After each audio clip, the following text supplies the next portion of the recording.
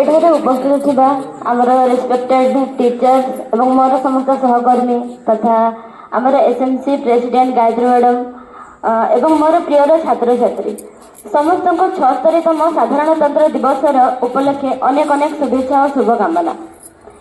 आम समस्त टीचर्स मैंने कहीदे आज आम कहीं गणतंत्र दिवस पालन करुचे आम पिला मैंने भी कहीदे पिला मैंने तो आज बहुत बढ़िया कहले मत बहुत खुशी लगिला ओडिया रे कहले इंग्लिश रे कहले मुझे मत लगुच मु इन्स्पायर होछि मु केबे गोटे इंग्लिश रे कहि बोली कि ता सहित केवल गोटे भाषा रहीगला हमर हिंदी टा हे पारलानी आशा करू कि नेक्स्ट टाइम पिला मैंने हिंदी रे भी कहबे।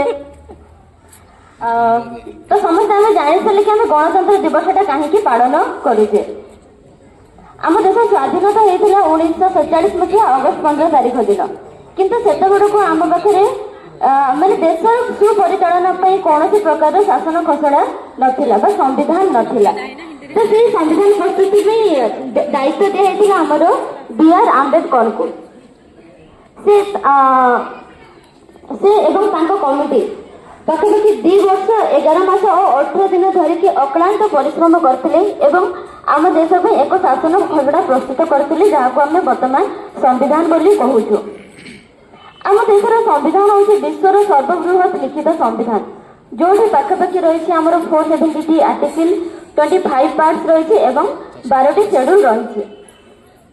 ताहले आम देश माने 2 वर्ष 11 मास 18 दिन समय कहीं लगिगला आम संविधान तैयारी होते कहीं संविधान तैयारी होगा कौन छोट कथा नुह ये बहुत बड़ कथा एवं ता सहित आम देश भारत हूँ बहुत विराट यार अनेक भौगोलिक विविधता रही सामाजिक और सांस्कृतिक विभिन्नता रही जमी सबु जाति प्रजाति सबु धर्म वर्ण लोक सुहाइला बड़े आमको संविधान दरकार होता तो से बड़े ही आमर संविधान तैयारी होता जहाँकि आम समस्त को एक सूत्र में बांधिकी रखीचे एवं आज आम निजक जाति धर्म निर्विशेष निजक भारतीय बोली मन कर गर्व करुचे आम आतेबेलू कौन होता ना अनेक देश आम स्वाधीन हो सारी जहाँफल निजर संविधान रही बी.आर. आंबेडकर कौन करते ना सब देशर से संविधान को से निरीक्षण करते जोटा आम देश बेस्ट होता से आम संविधान में स्थान देते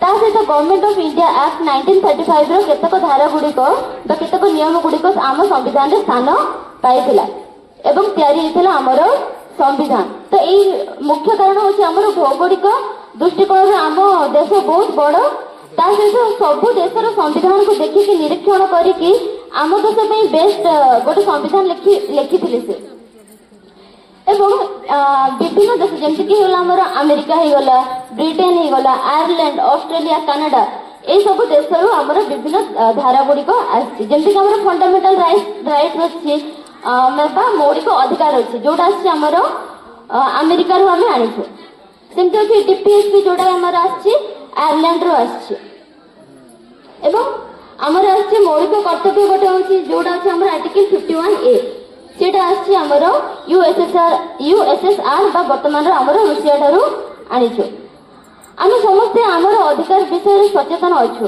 आमर केतेटा अच्छी अधिकार कहीपर किए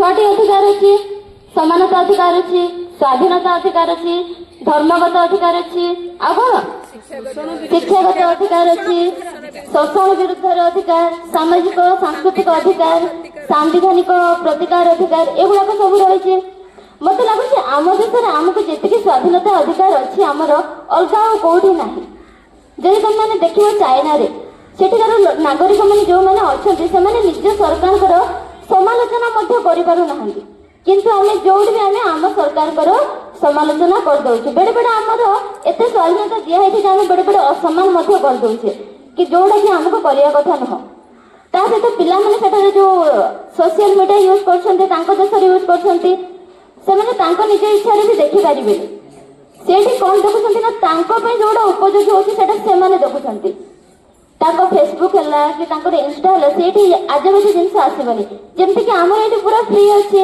पिला मैंने जहाँ चाहते ताहा देखी पार्टी कहार किसी कंट्रोल ना बापा माँ कंट्रोल करना सरकार कंट्रोल ना जहाँफल बेड़े बेड़े आम पिला मैंने अबाट को जाऊँच कि टाइप रोटी स्वाधीनता ना ସେମାନେ ଗୋଟେ ଷ୍ଟୁଡେଣ୍ଟ ତ ଷ୍ଟୁଡେଣ୍ଟ ମାନଙ୍କୁ ଯୋଉ ଜିନିଷଟା ଦେଖିବା କଥା ସେମାନେ ସେଇଟା ହିଁ ଦେଖୁଛନ୍ତି, ସେଇଟା ଟିକେ ଭଲ କଥା ଆକ୍ଚୁଆଲି। ଏବଂ ଯଦି ତମମାନେ ଯଦି ଦେଖିବ ନର୍ଥ କୋରିଆରେ ତାଙ୍କ ଯୋଉ ନାଗରିକ ମାନେ ଅଛନ୍ତି ତାଙ୍କର ଅବସ୍ଥା ତ ଆହୁରି ଦୟନୀୟ। ସେମାନେ ନିଜ ଇଚ୍ଛା ଅନୁସାରେ ସେମାନେ ହସି ବି ପାରିବେନି। ତମକୁ ସେଇ ଫ୍ରିଡମ ଟା ଅଛି ଯୋଉଟା ତମେ ବହୁତ ଭଲ ଭାବରେ ୟୁଜ କରୁଛ। ତ ଆମେ ଜାଣିଲେ ଏଇଟା ହେଲା ସ୍ୱାଧୀନତା, ମାନେ ଆମର ଅଧିକାର ବିଷୟରେ। ଆମେ ସମସ୍ତେ ନିଜ ଅଧିକାର ବିଷୟରେ ବହୁତ ସଚେତନ, କିନ୍ତୁ ନିଜ କର୍ତ୍ତବ୍ୟ ବିଷୟରେ ଆମେ ଅଧିକ ସଚେତନ ନଥାଉ। ଆମେ ସମସ୍ତେ ଜାଣିଛୁ ଆମ ବୁକ୍ ର ଫ୍ରଣ୍ଟ ପେଜରେ ହିଁ ରହିଛି ଆମର ଅଧିକାର କର୍ତ୍ତବ୍ୟ ଗୁଡାକ ରହିଛି। ଷ୍ଟାର୍ଟିଂ ରେ ଆମର କେତେଟା କର୍ତ୍ତବ୍ୟ ଥିଲା? ମୌଳିକ କର୍ତ୍ତବ୍ୟ 10ଟା ଥିଲା, ତାପରେ ଆଉ ଗୋଟେ ଆଡ ହେଇକି ବର୍ତ୍ତମାନ ଅଛି ଆମର 11ଟା। ସେ ମଧ୍ୟରୁ କଣ କଣ ଅଛି? ଯେତିକି ହେଇଗଲା ଆମେ ଆମର ସମ୍ବିଧାନକୁ ଆମେ ସମ୍ମାନ ଦେବା, ଆମର ଜାତୀୟ ପତାକାକୁ ସମ୍ମାନ ଦେବା, ଆମ ଦେଶର ଏକତାକୁ ବଜାୟ ରଖିବା, ତା ସହିତ ଆମର ସମସ୍ତ ବନ୍ୟପ୍ରାଣୀକୁ ସୁରକ୍ଷା ଦେବା, ପରିବେଶକୁ ସୁରକ୍ଷା କରିବା, ବୈଜ୍ଞାନିକ ମନୋଭାବ ପୋଷଣ କରିବା ଏବଂ ସବୁଠୁ ବଡ଼ କଥା ହେଲା ଅହିଂସା ତ୍ୟାଗ କରିବା। କାହା ପ୍ରତି ଆମେ ହିଂସା ଭାବ ରଖିବା ନାହିଁ। ଏବଂ ଆହୁରି ମଧ୍ୟ ଆଉ ଗୋଟେ ଆମର କର୍ତ୍ତବ୍ୟ ରହିଛି ଆମ ଦେଶକୁ ଉନ୍ନତି ପଥରେ ଅଗ୍ରସର କରାଇବା, ଯୋଉଟା କି କେବଳ ହେଇପାରିବ ତମମାନଙ୍କ ଦ୍ୱାରା ହିଁ ହେଇପାରିବ। ତମମାନେ ବର୍ତ୍ତମାନ କୁନି କୁନି ପିଲା ଅଛ, ତମମାନେ ଯେମିତି ହବ ଆମ ଦେଶ ମଧ୍ୟ ସେଇପରି ହବ। ତମେ ଯଦି ଭଲ ରାସ୍ତାରେ ଯିବ ଆମ ଦେଶ ବହୁତ ଉନ୍ନତି କରିବ, ଆଉ ଯଦି ଭୁଲ ରାସ୍ତାରେ ଯିବ ଆମ ଦେଶ ଉନ୍ନତି କରିପାରିବ କି? କରିପାରିବ ନାହିଁ। ତେଣୁକରି ବର୍ତ୍ତମାନ ଆମକୁ ସବୁବେଳେ କଣ କରିବାକୁ ପଡିବ ନା ଯୁଗ ସହିତ ଆମକୁ ପରିବର୍ତ୍ତନ କରିବାକୁ ପଡିବ, ନିଜକୁ ପରିବର୍ତ୍ତନ କରିବାକୁ ପଡିବ। ଆମ ଚାରିଆଡେ ଯାହା କିଛି ବି ଅଛି ଆମ ବ୍ୟବସ୍ଥାକୁ ମଧ୍ୟ ଆମକୁ ଆମର ସିଷ୍ଟମକୁ ଚେଞ୍ଜ କରିବାକୁ ପଡିବ। ସେଇଥିପାଇଁ ପିଲାମାନଙ୍କ ପାଇଁ ବର୍ତ୍ତମାନ ଆସିଛି ଆମର ନୂତନ ଶିକ୍ଷାନୀତି, ଯେମିତି ତୁମମାନଙ୍କୁ ସୁହାଇବ, ତମମାନଙ୍କର ଭଲ ଉନ୍ନତି ହେଇପାରିବ। ସେଥିପାଇଁ ନୂତନ ଶିକ୍ଷାନୀତି NEP 2020 ବା ନ୍ୟାସନାଲ ଏଜୁକେସନ ପଲିସି 2020 ଆସିଯାଇଛି, ଯୋଉଟା କି ବର୍ତ୍ତମାନ ଶିକ୍ଷାବର୍ଷ 2025-26 ରୁ ଲାଗୁ ହେବାକୁ ଯାଉଛି। ଆଗରେ କଣ ହଉଥିଲା ନା ଆମେ କେବଳ ବୁକିଂ ନଲେଜ ଉପରେ ହିଁ ଫୋକସ କରୁଥିଲେ, ଆମର ଏକ୍ସଟ୍ରା କରିକୁଲାର ଆକ୍ଟିଭିଟି ଉପରେ ସେଟାର ଫୋକସ ଦିଆଯାଉ ନଥିଲା। କିନ୍ତୁ ବର୍ତ୍ତମାନ ସେଇ ଉପରେ ମଧ୍ୟ ଫୋକସ ଦିଆଯିବ। ଯିଏ ଡିବେଟ ଭଲ କହୁଛି, କିଏ ଆମର ଏସେ ଭଲ କହୁଛି, କିଏ ମାଟିର କାମ ଭଲ କରୁଛି, ତ ଏଇ ସବୁ ଜିନିଷ ଉପରେ ଫୋକସ କରାଯିବ। ଆଶା କରୁଛି ଏହି ନୂତନ ଶିକ୍ଷା ନୀତି ଆମ ପିଲାଙ୍କର ସମସ୍ତ ଆଶା ଏବଂ ଆକାଂକ୍ଷାକୁ ପୂରଣ କରିବ। ବର୍ତ୍ତମାନ ଯୋଉମାନେ ବି +2 ପରୀକ୍ଷା ମାନେ +2 କୁ ଯିବ, ବର୍ତ୍ତମାନ ତମମାନଙ୍କ ଆଗେ ଯେମିତି ରହୁଥିଲା ଆମର ସାଇନ୍ସ ରହୁଥିଲା, ଆର୍ଟ୍ସ ରହୁଥିଲା, ବର୍ତ୍ତମାନ ଆଉ ସେମିତି ରହିବ ନାହିଁ। ଜଣେ ଫିଜିକ୍ସ ସହିତ ହିଷ୍ଟ୍ରି ମଧ୍ୟ ପଢିପାରିବ, କିମ୍ବା ଜୋଗ୍ରାଫି ସହିତ ଜଣେ ଚାହିଁବ ଫିଜିକ୍ସ ମଧ୍ୟ ପଢିପାରିବ। ତ ସେମିତି କିଛି ଷ୍ଟ୍ରିକ୍ଟ ଡିଫରେନ୍ସ ରହିବ ନାହିଁ। ତମ ନିଜ ଇଚ୍ଛା ଅନୁଯାୟୀ ତମମାନେ ଯାହା କିଛି ବି ଚୁଜ୍ କରିବ, ଯୋଉଟା କି ବହୁତ ବଢିଆ କଥା।